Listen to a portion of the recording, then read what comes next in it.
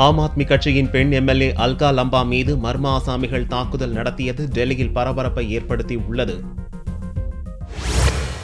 டெல்லி சாந்தினி சவுக் தொகுதியின் ஆம் ஆத்மி எம்எல்ஏ அல்கா லம்பா போதை எதிர்ப்பு பேரணியில் பங்கேற்க ஞாயிறன்று அதிகாலை 5 மணிக்கு வடக்கு டெல்லியில் உள்ள காஷ்மீரி கேட் பகுதிக்கு சென்றார். ஆம் ஆத்மி சார்பில் ஏற்பாடு செய்யப்பட்ட இந்த பேரணியில் பங்கேற்பதற்காக அங்கு தொண்டர்களுடன் பேசிக் கொண்டிருந்த அல்கா லம்பாவை நெருங்கிய ஒரு ஆசாமி அவரை போர்வையால் மூடி தாக்கினார். பின்னர் அல்கா மீது கற்களை எறிந்தும் தாக்கியுள்ளான். தலையில் காயமடைந்த அல்கா லம்பா உடனடியாக அருகில் உள்ள தனியார் மருத்துவமனைக்கு அழைத்துச் செல்லப்பட்டார். அங்கு சிகிச்சை பெற்று வீடு திரும்பினார். எம்எல்ஏவை தாக்கிய நபரை ஆம் ஆத்மி கட்சியினர் பிடித்து போலீசாரிடம் ஒப்படைத்தனர். அவரிடம் போலீசார் தீவிர விசாரணை மேற்கொண்டுள்ளனர். அல்கா தாக்குதலுக்கு ஆம் ஆத்மி கட்சி கண்டனம் தெரிவித்துள்ளது. இத்தாக்குதலுக்கு பாரதிய ஜனதாவே காரணம் என்று குற்றம் சாட்டியுள்ளது. அல்கா இதுகுறித்து தனது ட்விட்டரில் கூறுகையில், போதைப் பொருட்களுக்கு எதிராக போராடினால் இதுதான் கதி என்றும், ஆனால் இந்த போராட்டத்தில் இருந்து பின்வாங்கப் போவதில்லை என்றும் கூறியுள்ளார்.